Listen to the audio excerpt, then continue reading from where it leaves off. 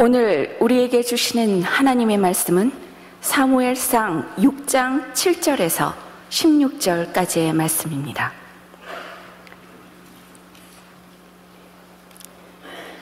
그러므로 새 수레를 하나 만들고 멍에를 메어보지 아니한 젖나는 소 2마리를 끌어다가 소의 수레를 메우고 그 송아지들은 떼어 집으로 돌려보내고 여호와의 궤를 가져다가 수레에 싣고 속건제로 드릴 금으로 만든 물건들은 상자에 담아 궤 곁에 두고 그것을 보내어 가게 하고, 보고 있다가 만일 궤가 그 본 지역 길로 올라가서 벳세메스로 가면 이 큰 재앙은 그가 우리에게 내린 것이요 그렇지 아니하면 우리를 친 것이 그의 손이 아니요 우연히 당한 것인 줄 알리라 하니라. 그 사람들이 그같이 하여 젖나는 소 2를 끌어다가 수레를 메우고 송아지들은 집에 가두고 여호와의 궤와 및 금쥐와 그들의 독종의 형상을 담은 상자를 수레 위에 실으니 암소가 벳세메스 길로 바로 향하여 대로로 가며 갈 때에 울고 좌우로 치우치지 아니하였고, 블레셋 방백들은 벳세메스 경계선까지 따라가니라. 벳세메스 사람들이 골짜기에서 밀을 베다가 눈을 들어 궤를 보고 그 본 것을 기뻐하더니 수레가 벳세메스 사람 여호수아의 밭 큰 돌 있는 곳에 이르러 선지라. 무리가 수레의 나무를 패고 그 암소들을 번제물로 여호와께 드리고 레위인은 여호와의 궤와 그 궤와 함께 있는 금 보물 담긴 상자를 내려다가 큰 돌 위에 두매 그날에 벳세메스 사람들이 여호와께 번제와 다른 제사를 드리니라. 블레셋 5 방백이 이것을 보고 그날에 에그론으로 돌아갔더라. 이 말씀은 살아계신 하나님의 말씀입니다. 아멘. 이기는 팀과 더불어서 싸우는 것은 매우 신나는 일입니다. 내가 약할 때에 팀 멤버들이 강하게 싸워주는 것, 많은 사람들이 내 편을 들어주는 것처럼 좋은 일이 없습니다. 특별히 싸우는 과정 중에 많은 사람들이 우리 팀을 응원하게 될 때 그 응원은 삶에 우리의 경기에 영향을 미치게 되어 있습니다. 그러나 반면에 지는 팀 속에서 싸우는 것처럼 힘든 일은 없습니다. 내 딴에는 열심히 하는 것 같은데 다른 팀들이 다 팀 멤버들이 못하고 있을 때, 망하고 있을 때, 아니면 우리 팀의 리더가 뭔가를 잘못해서 아무리 많은 사람들이 수고를 하여도 그것들이 결과를 열매를 맺지 못하게 될 때에 우리들은 주눅이 들게 되고 포기하고 싶게 되고 모든 것들을 그만두고 싶어집니다. 지는 팀에서 싸워보신 적 있으십니까?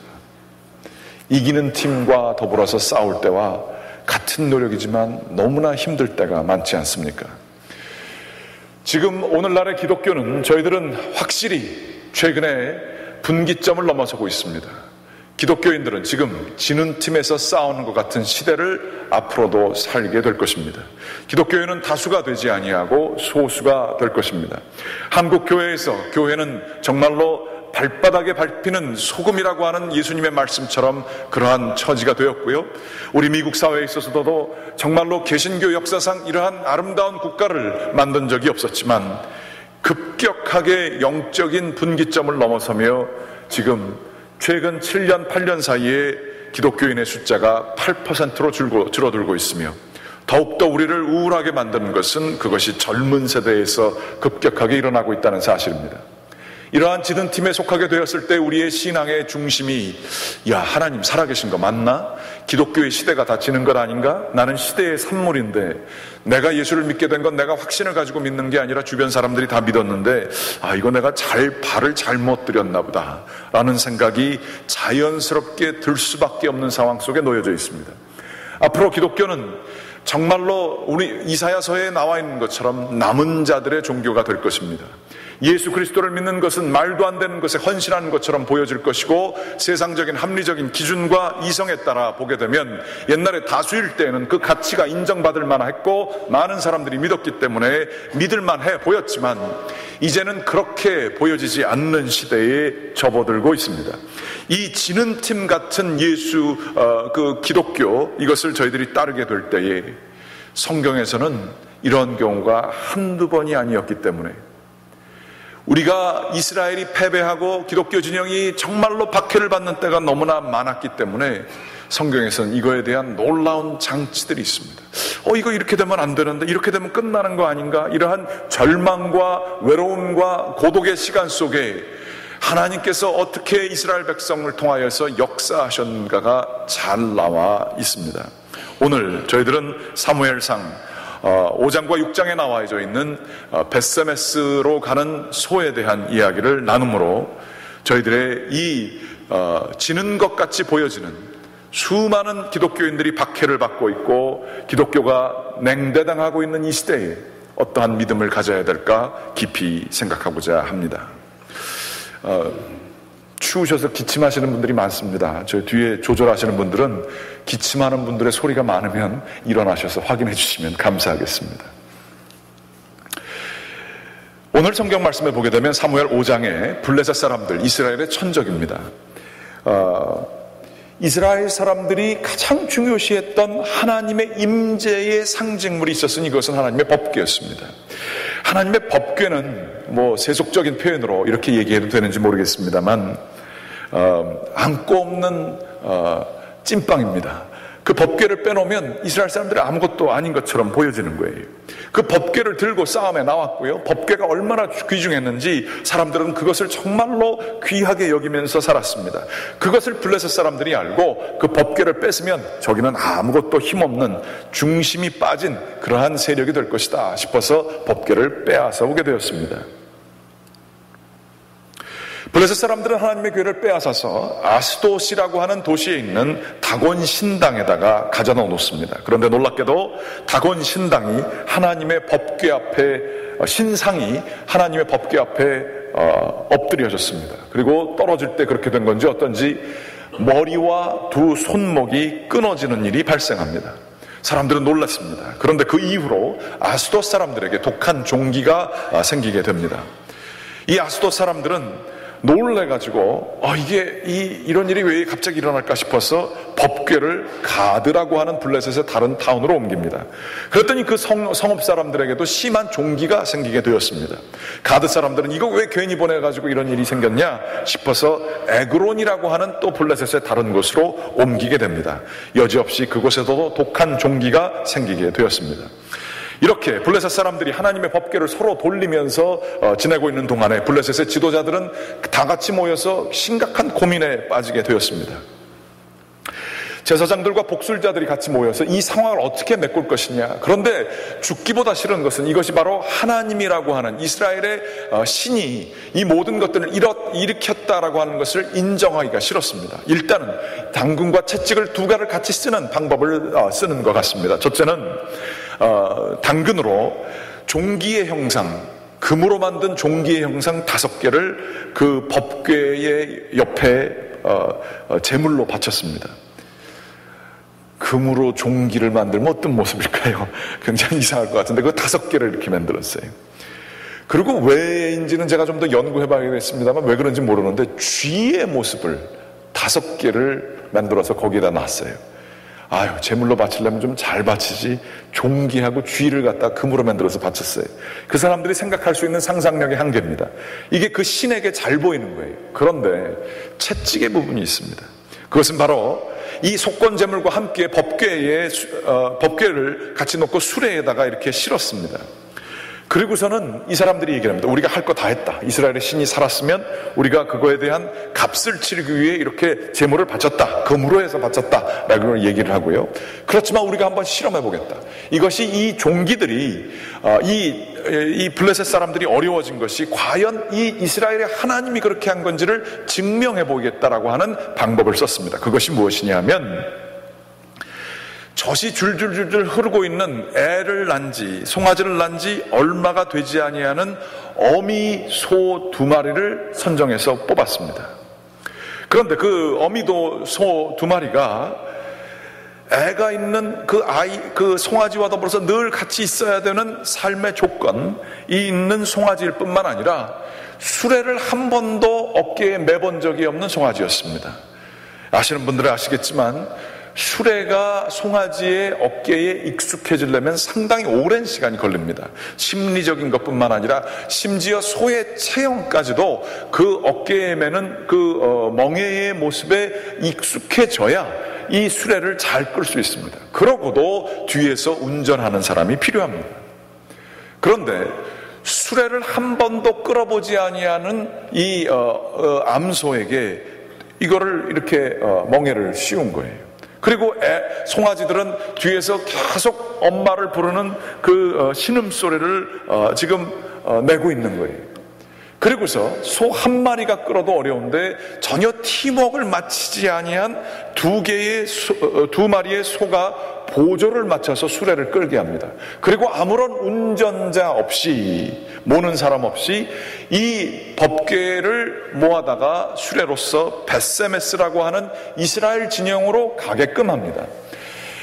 그러면서 이것이 거의 벳세메스에 잘 도착하게 되면 이스라엘의 하나님이 지금 이 모든 것들을 일으켰다, 이게 불가능한 상황이니까 그것을 증명하는 것이 될 것이다 라고 계략을 짜게 됩니다. 이들의 속마음에 뭐가 있을까요?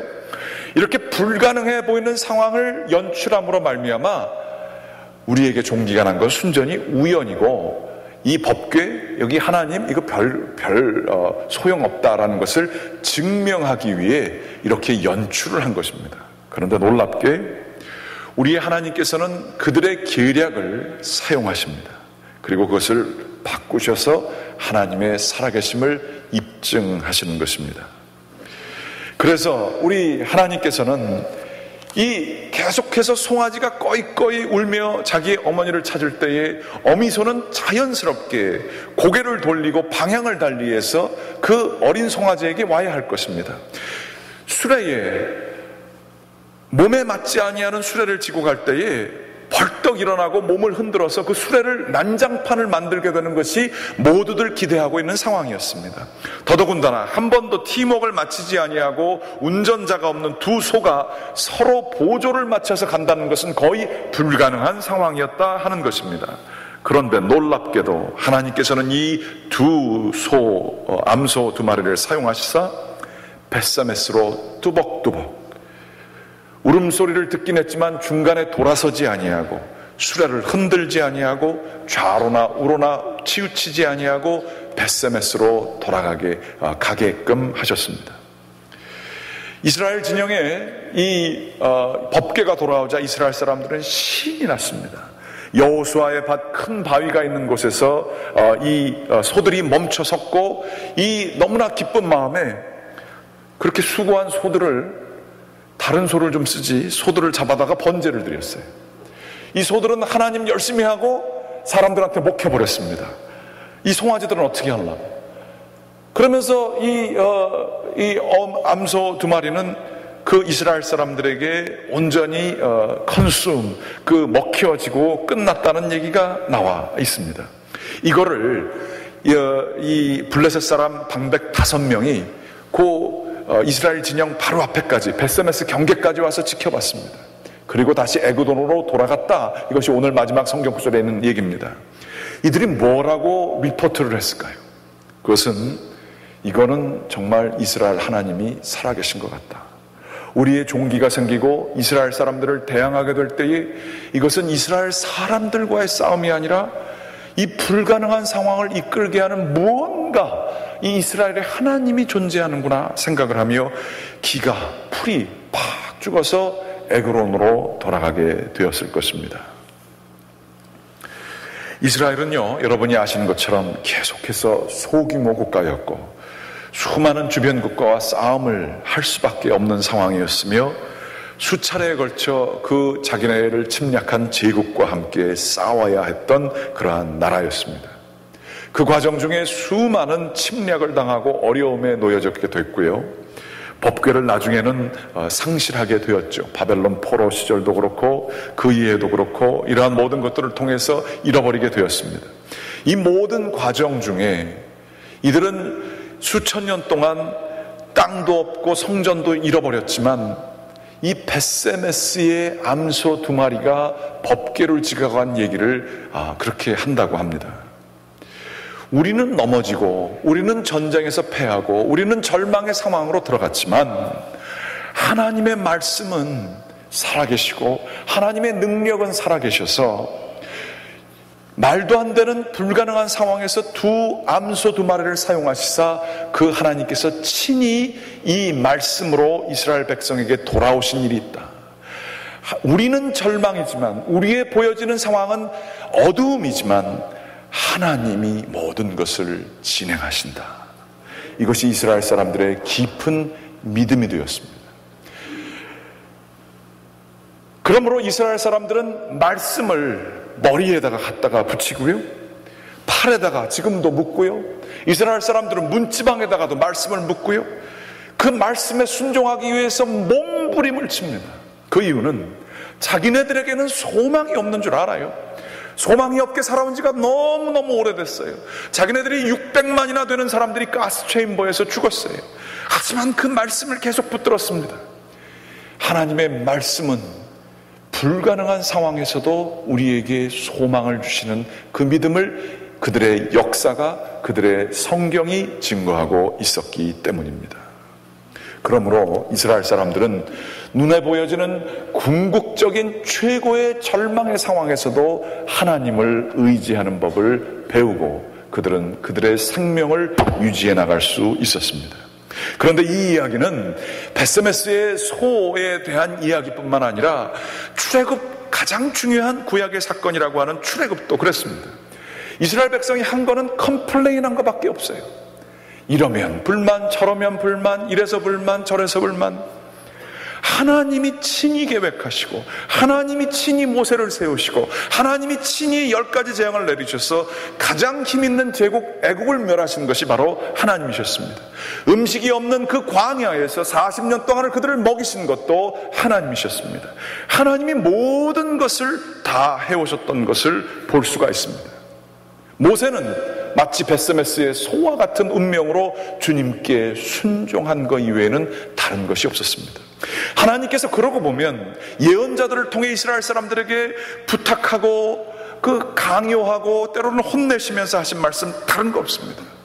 이 말씀을 지켜라. 그러면 내가 너희에게 소망을 주리라. 그런데 사람들이 이 하나님의 주도권, 하나님의 서버너티, 하나님의 주권을 제대로 보지 못했습니다. 자기가 잘해서 잘 되는 것 같고 내 능력이 좋아서 잘 되는 것 같고 이스라엘 민족이 강해서 되는 것 같고 라고 하는 생각들만을 가지게 되었던 것입니다. 우리 한국의 기독교는 어떻게 시작됐을까요? 한국의 개신교 최초의 순교자는 대동강 숙섬에서 돌아가신 토마스 선교사님이라고 하십니다. 1866년 병인년에 대원군 집권 3년 차에 이 토마스 선교사님은 순교하셨습니다. 토마스 선교사님은 1840년에 태어나셔서 20살의 나이에 결혼해서 중국으로 선교를 오기로 작정합니다. 그런데 24살의 나이 1863년에 자기의 아내가, 여기 왼쪽에 나오신 분이 아내신데요, 24살의 나이에 이 아내가 선교하러 왔다가 죽어버려요. 엎친 데 덮친 격으로 자기를 지도해 줄 선교사님이 계신데 이 토마스 선교사님과 사이가 안 좋게 됐습니다. 그래서 자기의 선교사 자격까지도 빼앗기게 됩니다. 그래서 이 토마스 선교사님은 배가 실리게 될 때의 세관원으로 돈 걷고 표 끊어주는 일을 하면서 지내게 됩니다. 그러던 과정 중에 배를 타고 가다가 난파가 돼서 이름도 모르는 그 나라 조선이라고 하는 나라의 백령도에서 1863년도에 작은 섬에 도착해서 성경책 200여 권을 사람들에게 있는 것을 다 나눠주게 됩니다. 여차여차해서 베이징으로 다시 돌아와서 그는 그때서부터 조선이라는 나라를 마음속에 품기 시작합니다. 조선의 선교를 결국에는 받게 됐고요. 조선으로 가는 배를 찾아서 가려고 그러는데 떠나는 배가 없는 거예요, 중국에서. 그러다가 결국 미국에서 띄운 배 제너럴 셔먼호, 혹시 한국 국사 시간에 배웠던 게 기억나십니까? 대원군과 싸워가지고 유일하게 조선이 이긴 경우입니다. 서양 세력과 더불어서 제너럴 셔먼호에 이 토마스 선교사님이 타고 가게 되셨습니다. 오랜 시간 기다렸습니다. 그러면서 자기가 선교를 하겠다고 하고 이제 드디어 이 마음의 품은 조선 국가에서 자기 아내는 죽었지만 자기의 삶이 참 여태까지는 힘들고 어려웠지만 선교를 할 수 있을 것 같았어요. 그런데 우리가 역사를 알듯이 제너럴 셔먼호가 이게 뭐 화력이 약해서가 아니고 배가 좌초가 됐다고 그래요. 그래가지고 배가 움직이지도 못하는 상황이 돼서 우리 조선의 군대가 가서 그 사람들을 다 끄집어 내리고 죽였다고 그러죠. 이 와중에 토마스 선교사는 배 위에서 성경책을 뿌립니다. 땅바닥으로 뿌립니다. 누가 받는지도 모르고 어떻게 될지 모르지만 이 성경책이 하나님의 말씀으로 하나님께서 친히 역사하시는 도구가 될 것을 알고 성경책을 막 던져요. 그러다가 붙잡혀가지고 끌려 내려와요. 그리고선 거기선 조선의 어떠한 사람 이름은 박춘권이라고 하는 그 병사에 의해서 찔려서 돌아가십니다. 단 한마디도 예수 믿으라는 말씀을 전하지 못하고 인생이 끝나게 됩니다. 생각해 보십시오. 27살의 나이였습니다. 자신의 아내는 죽었습니다. 선교사 하려고 그러다가 싸움하다가 선교사 역할도 제대로 못 해봤고 이제 드디어 선교사 역할, 꿈에도 그런 역할을 하는 그 순간에 예수 믿으라는 소리 한마디도 못하고 성경책 던지다가 인생이 끝났습니다. What a waste. 이런 낭비가 어디 있어요? 27살에. 그런데 하나님께서는 이 과정을 통해서도 역사하셨습니다. 토마스 목사 전이라고 하는 것을 쓴 오문환이라고 하는 저자가 있습니다. 전해져 내려오는 얘기가 이러한 얘기가 있습니다. 박춘권이라는 사람이 이 서양 선교사 토마스 선교사를 죽이고 나서 사람들에게 반복하면서 하는 얘기가 있었답니다. 그것이 기록된 것입니다. 내가 서양 사람을 죽이는 중에 한 사람 토마스 선교사를 죽인 것은 내가 지금도 생각할수록 이상한 감이 있다. 내가 그를 찌르려고 할 때 그는 두 손을 마주잡고 무삼 말을 한 후 기도겠죠. 붉은 배를 입힌 책을 가지고 웃으면서 나에게 받으라고 권하였다. 그러므로 내가 죽이기는 하였으나 이 책을 받지 않을 수가 없어서 받아왔노라. 자기 칼에 찔려 죽는 사람이 웃어요. 그리고 책을 줍니다. 찌르기는 했지만 책을 안 받을 수 없어서 받아옵니다. 놀랍게도 하나님께서는 한참 세월이 흐른 후에 이 박춘권 선교사를 죽인 사람을 사용하시사 평안도 안주교회의 영수, 지금의 장로가 되게 하나님께서는 만드셨습니다. 더 놀라운 것은 이 박춘권이 받아온 이 빨간색 커버가 있는 이 성경을 자기 집에 들어와서 그게 불온 문서였기 때문에 숨겼습니다. 그런데 박춘권의 조카가 집안을 뒤지다가 그 책이 뭔가 해서 보기 시작했어요. 그 책 보다가 예수를 믿었습니다. 그리고서는 이 사람이 너무 궁금해서 중국 선양으로 가가지고 로스 선교사, 한국말을 하는 선교사를 만나서 한글로 구약 성경을 최초로 번역하는 사람이 됩니다. 놀랍지 않습니까? 하나님의 신비입니다. 선교사가 던지고 이 성경책 받으라고 한 책을 조카가 읽고 그 조카가 은혜를 받아가지고 한국의 구약 성경을 최초로 번역한 사람이 되었다는 사실입니다. 그 얘기는 여기서 끝나지가 않습니다. 선교사님이 그 성경책을 뿌릴 때 12살 딸이 청년이 하나가 있었습니다. 어린 아이죠. 최치량이라고 하는 청년이 성경책을 하나를 받아들고 이게 뭔지를 몰라서 평양성 관리 박영식이라는 한 사람한테 성경책을 주게 됩니다. 박영식이 그 성경책을 받고 참 좋아했답니다. 그 내용이 좋아서가 아니라 그 성경의 종이 용지가 벽지로 쓰기에 매우 좋았기 때문에 그분이 그렇게 좋아하셨다고 그래요. 그래서 자기 집에 벽을 발라야 되는데 그 당시에는 책이나 종이 같은 것들이 굉장히 귀한 시대이기 때문에 성경책을 갖다가 다 한문으로 된 거를 다 발라놨다고 하는 그런 얘기입니다. 그러면서 한문 성경을 다 찢어서 발라놓은 이 상황 속에서 밥 먹다가도 벽지 한번 보다가 이게 뭔 내용인가 보고 자다가도 잠이 안 들 때는 이 벽지에 뭔 내용이 있나 써서 보기도 하고 지나가다도 여기 뭔 내용이 있어서 이렇게 쳐다보고 이러다가 이 양반이 은혜를 받았습니다. 그래서 이 양반이 예수를 믿기 시작을 했습니다. 그리고 더 나아가서 자기 집에 예수를 너무나 잘 믿게도 해서 교회를 세웠는데 그 이름은 널다리 교회였고요. 교회 이름이 재밌어요. 널다리. 그런데 이 널다리 교회가 나중에 어떻게 되는지 아십니까?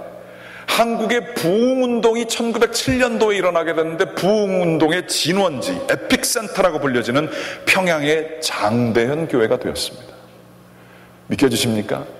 던져진 성경 하나를 12살짜리가 주워오고 벽지 바르기 좋아서 그거를 발라놨다가 은혜를 받고 거기서 사람들 모여서 예배를 드리다가 한국 부흥운동의 원산지가 장대현 교회가 된 것이에요.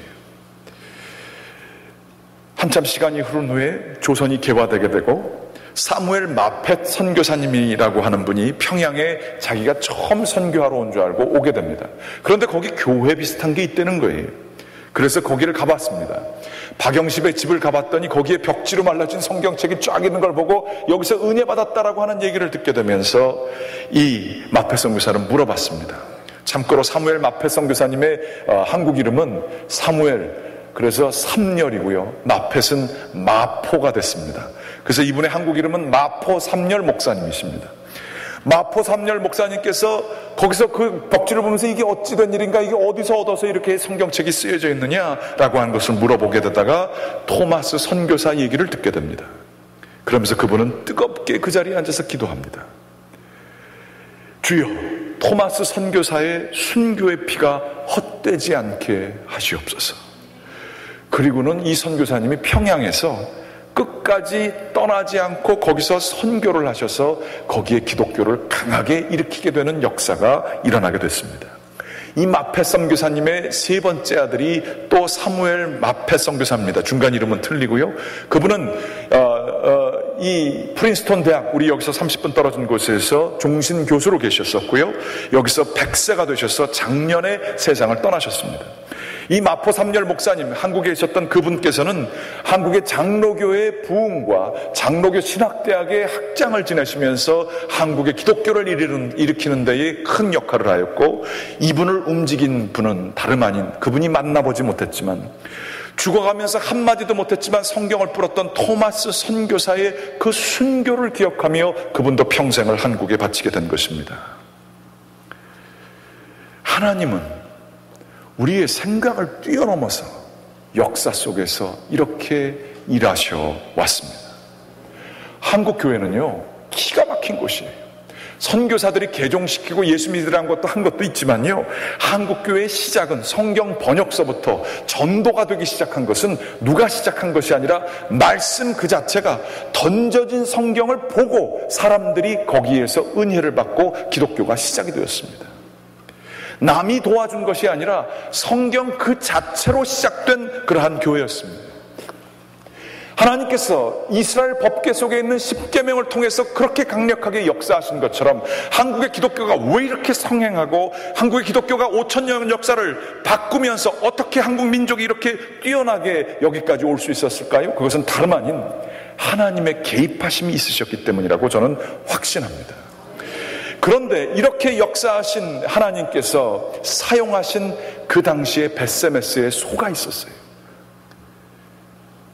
자기는 열심히 애가 있는데도, 삶의 조건인데도 다 챙겨놓고 거기 가서 목숨을 바친 바로 토마스 선교사라고 한 사람의 헌신이 있어서, 거기서 그렇게 칼로 찔린다 사람의 헌신이 있었기 때문에 그 성경책들은 한국 나라에 전달되어 줄 수 있었던 것입니다.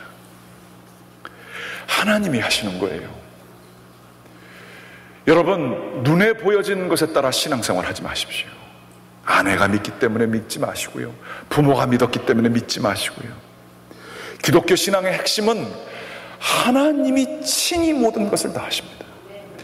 눈에 보여지는 것들 때문에 무슬림 세력이 있고 세속화가 되고 교회 사람들이 비고 이런 것 때문에 실망하지 마십시오.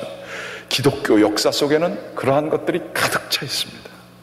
그러나 어두운 시절, 절망의 시절, 하나님께서는 베세메스의 소와 같은 사람들을 쓰시고, 아니 세례요한의 말처럼 돌들을 사용하셔도 하나님께서는 역사를 일으키실 수 있는 분이십니다. 하나님께서는 예수 그리스도를 사용하셔서 그 놀라우신 예수 그리스도, 그분께서도 삶의 조건들이 그분에게 울부짖었던 때가 있었어요. 감람산에서 이 잔을 가능하면 피하게 해주시옵소서, 너무 힘듭니다. 그러나 하나님께서는 예수 그리스도를 그 소처럼 사용하시사 뚜벅뚜벅 예수 그리스도는 감람산에서 일어나셔서 자기의 사형 집행장으로 본디오 빌라도의 그 재판관 앞에서도 전혀 요동 없으시게 좌우에 치우치지 아니하고 수레를 움직이지 아니하시고 순종하며 나가십니다. 그리고 그 십자가에서 그 소처럼 제물로 바쳐지십니다. 하나님이 친히 하셨습니다. 제자들은 뭐 했나요? 컴플레인 했어요. 자기가 높아지려고 그랬어요. 그리고 결국엔 가장 위험한 순간 되니까 다 떠났어요. 사람 믿을 거 하나 없습니다. 컴플레인하고 뭐 이런 거 뭐 다 세상에는 그런 걸로 가득 차 있습니다. 시대의 역사를 바꾸는 분은 하나님이십니다. 하나님께서는 벳세메스의 암소들을 사용하셔도 불가능한 상황에서도 하나님께서는 하나님의 일을 하십니다. 우리의 신앙은 지금 이 시대에 지는 팀 가운데 살고 있는 것 같이 느껴지는 이 시대에 바로 이 하나님을 우리가 믿느냐의 문제로 귀결됩니다. 여러분, 대충 신앙생활 하지 마세요. 그러면 결국에는 하나님께서 여러분을 사용하지 못하십니다. 삶의 조건들이 우리를 계속해서 그 송아지처럼 우리를 향해서 울부짖습니다. 이게 뭐 안 되는 것 같고, 뭐 어려운 것 같고, 내가 돌봐야 될 일인 것 같고, 뭐 말도 안 되는 것 같고, 뭐 이러고 있어요. 하지만 하나님께서는 그 소를 사용하시사, 토마스 선교사를 사용하시사, 아니 예수 그리스도를 사용하시사 하나님의 일을 놀랍게 하십니다. 거기에 우리가 순종할 것이냐 말 것이냐, 이것이 문제인 것입니다. 하나님은 지금도 이 시대에 수백만 사람들이 지금 순교당하고 있는 이 시대에, 한국의 기독교가 정말로 땅바닥에 떨어진 소금처럼 취급받고 있는 이 시대에, 이민교회의 분쟁과 불신과 교회에 대해서 아주 싸늘한 마음을 가지고 있는 이 시대에 지금 하나님께서는 벳세메스로 가는 두 암소를 찾으십니다. 하나님의 살아계심을 드러내시기 위해서 하나님은 지금도 우리에게 말씀하십니다. 너 내 말씀 뒤에 수레에 싣고 한번 가볼래? 삶에서 울부짖는 많은 것들이 있지만 우리는 하나님의 뜻에 순종하느냐 마느냐. 우리의 시간은 어떤 곳을 향해서 쓰고 있습니까?